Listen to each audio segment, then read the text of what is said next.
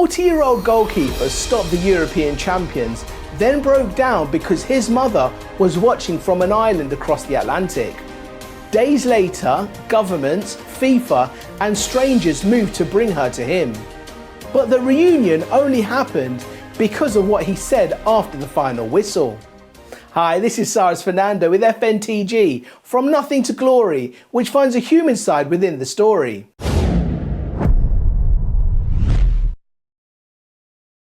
So what happened next? Before Cape Verde played Spain, Ana Candida Évora made a promise from her home in São Vicente. No ball would enter her son's goal. Her son is Josimar José Évora Dias.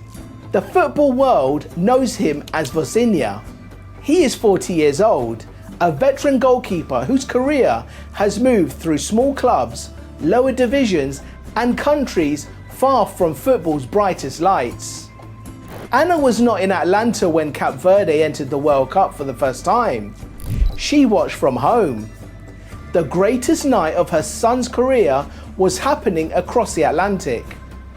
Spain had Pedri, Rodri, Ferran Torres, Mikel Oyarzabal and Lamine Yamal. Cape Verde had roughly 500,000 people, a deep defensive bloc and a goalkeeper most of the world had never heard of. Ana had no tactical explanation for what was coming. She simply believed her son would stop everything. And then he did. Spain controlled almost 75% of possession and attempted 27 goals. Cape Verde spent long stretches defending around their own penalty area. Every pass brought Spain closer. Every clearance only delayed the next attack. Then Vozinha took over. He denied Pedri in the 36th minute. Ferran Torres struck the crossbar.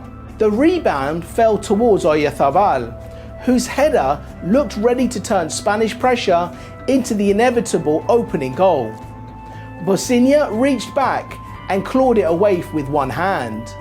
Before half-time, he flew across the goal again to push Laporte's header around the post. Spain introduced Yamal. The tempo increased. The spaces became harder to protect.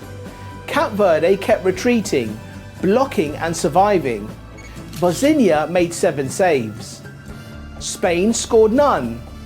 When the final whistle confirmed a 0-0 draw, Cape Verde had earned the first World Cup point in its history. Vozinha was named player of the match. His teammates surrounded him. Millions of people who have never seen him play were suddenly searching his name. But while Cape Verde celebrated, Vozinha began to cry. He thought about the grandparents who had raised him and that had died before they could see this moment. Then he thought about his mother. She had predicted the clean sheet. She had been right. And she had watched it from thousands of kilometers away. Ana Candida Évora is a 59-year-old house cleaner from an island nation whose supporters faced a difficult journey to this World Cup. Cape Verde was among the countries affected by a United States policy requiring some visitors to post a refundable visa bond of up to $15,000. A World Cup exception came later, after money, documentation and travel arrangements had already become obstacles. The sequence was more complicated than a rejected application. The State Department said it had no record of Ana submitting one, and officials believed she needed a valid passport. But from Vozinha's perspective, the result was simple. His mother could not be there. After Spain match, he explained that the family had not managed to gather what was needed in time. I saw that you cried right after the game was over. What made you cry? I cry because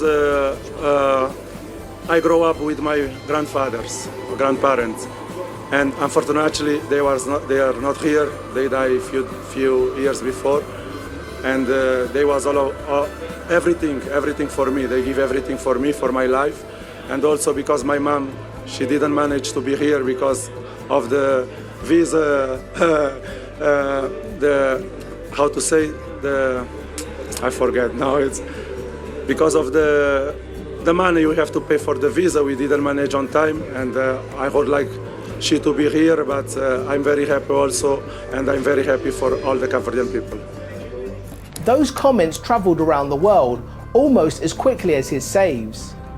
A football story had suddenly become something larger. A son had waited his entire career for one night.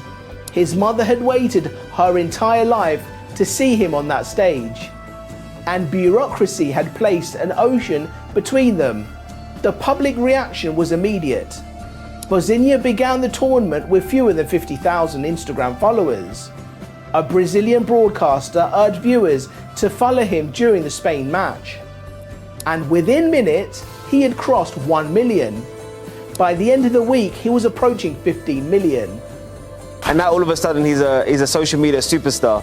You guys did that. So tell me the play-by-play as to how this happened. While the match was like going on and Vozinha was playing really, really great against Spain, we looked at each other and we said, come on guys, let's do a movement with our fans, with our fan base that is huge. We have like more than 35 million subscribers on YouTube. So let's try to get this huge audience and they should follow Vozinha. We can make a change in his life by bringing him to the spotlight, by bringing him the love that the Brazilians have for football. Let's show him some love. And then more than 1 million after the match, more than 2 million, then the whole world like embraced this move and Vozinha is now like a huge star. But the most important response did not happen on social media.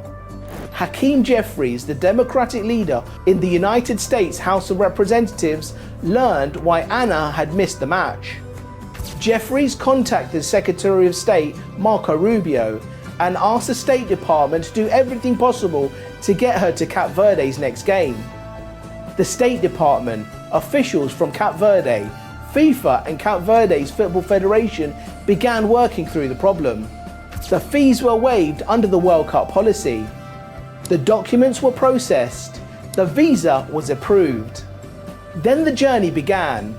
Anna travelled more than 24 hours to Miami, arriving on Friday afternoon.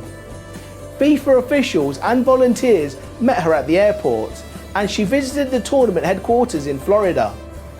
And sometime that weekend, before Cape Verde played its second World Cup match, mother and son were finally reunited. Vozinha had already become one of the tournament's most unlikely stars. Now the person who had believed in him before the World Cup knew his name was beside him.